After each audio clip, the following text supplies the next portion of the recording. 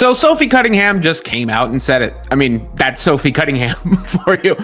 But she said, essentially that Caitlin Clark has the green light and can do whatever she wants within the Fever organization, a la LeBron James, those players who set their own system by their generational transcendent talent. Something huge just broke inside the WNBA. And it's not just drama, it's chaos. Sophie Cunningham, one of the most fearless players in the game, just leaked something that could shake the entire league to its core. She didn't just speak truth, she exposed the plan the WNBA never wanted you to hear. A secret 2026 exit, a mass player walkout, and a commissioner who's completely losing control. The league's biggest names, including Caitlin Clark, Lexi Hull, and over 10 players, could be leaving. Why? Because Sophie just confirmed what fans have whispered for months. Caitlin is the league, but the league, it's failing her, and all of us. This story isn't rumor, it's a revolution in motion. I don't know what that even looks like. Those conversations haven't even been had because of the CBA is still kind of delayed and whatnot. And so, but I just feel like if Indiana were to bring back their core, it would be a huge, big deal.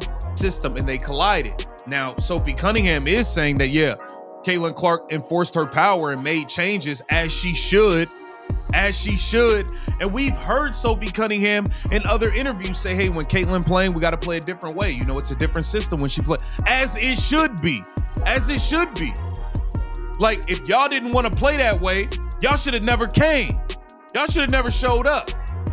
Hit that like button if you stand with truth. And tell me in the comments, is Sophie the hero or the villain? It all started as a whisper in the locker rooms, but then Sophie said it out loud, and everything cracked. In a press interview, she dropped the words that silenced the room. We're failing as a league, and we're failing the players. That single line hit like a bomb, because everyone knew what she meant. From low pay and media bias to how Caitlin Clark was treated. Caitlin became the face of the WNBA, breaking attendance, viewership, and sponsorship records. But instead of celebrating her, the league let her become a target. Sophie had seen enough. She wasn't just speaking for herself. She was speaking for every player too afraid to talk. And that truth, it made her dangerous. Then Sophie crossed the line that no one had ever crossed before. She called out the commissioner directly. In a players-only meeting, Sophie reportedly said, if the commissioner won't protect her players, then maybe the players should protect themselves. And that's when the walls started shaking. Executives were furious, but fans, they stood with Sophie. Social media exploded. Clips, quotes, even rumors that the league tried to silence her, but Sophie doubled down. If telling the truth gets me benched, then bench me. I won't play scared. Remember in the exit interview,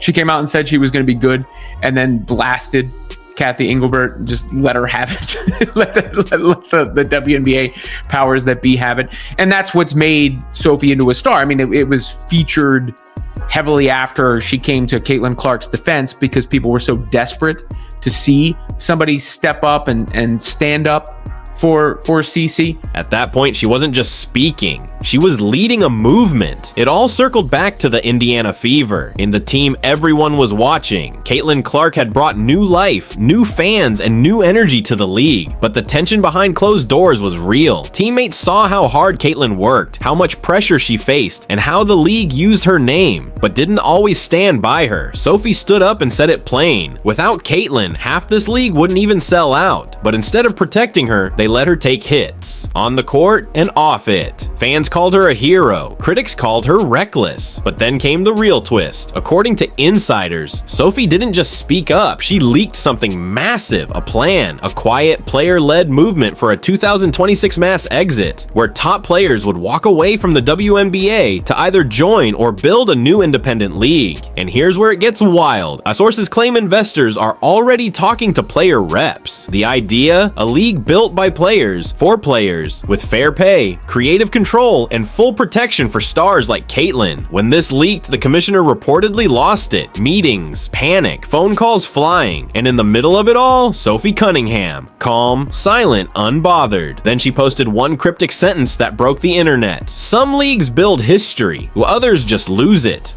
But is that fair to say? Yes, but I think that the reason behind that is because those types of athletes, they get to come into an organization, they have the green light, and they can do whatever they want. where that is very rare to get drafted and be able to control the whole system. Caitlin Clark is bigger than anybody in the sport, bigger than anybody in the league, certainly bigger than anybody in the organization. So that's what I always said, like, you know, even back to the Christy Sides thing, if Caitlin Clark, and I'm not saying Caitlin Clark got Christy Sides fired, but if she did want her gone, she would be gone. You know, that's the thing. I said it with the Stephanie White thing too, if the friction was that bad.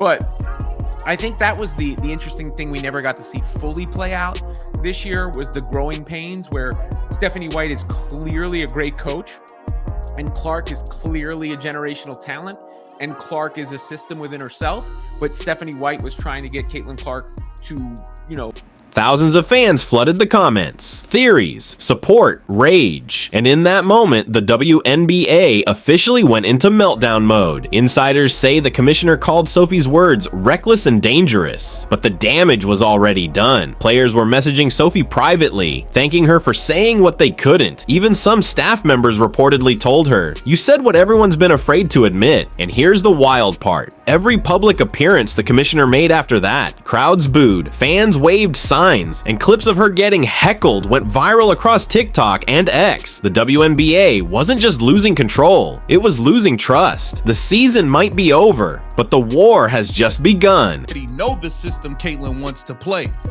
Why did she have to make changes to your system to play her game? And we also know that this did not go over so smoothly, because we saw Stephanie White taking shots at her on TV. We saw the back and forth argument when Caitlin Clark was going off on her in the tunnel during the Atlanta Dream game when they were going into the tunnel for halftime.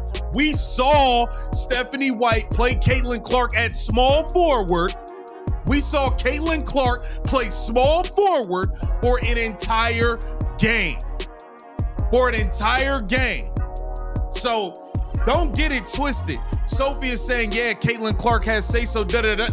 Caitlin Clark had to go enforce herself to say, hey, what the hell is going on? I'm not doing all this off-ball stuff. You got me playing small forward. Sophie Cunningham's words sparked something unstoppable, a movement, a rebellion, a shift in power. Caitlin Clark hasn't spoken, but her silence says everything. Lexi Hull too, reportedly considering her future, and fans. They're now asking one question the WNBA never wanted to hear. If the players leave, what's left? Because if Sophie's leak is real, 2026 could mark the biggest transformation in women's basketball history. So maybe Sophie wasn't just being bold, maybe she was being brave, and maybe, just maybe, this is the start of something the WNBA can't stop. So what do you think? Did Sophie Cunningham go too far, or did she finally say what every player's been thinking? Drop your thoughts below, and if you're still watching, smash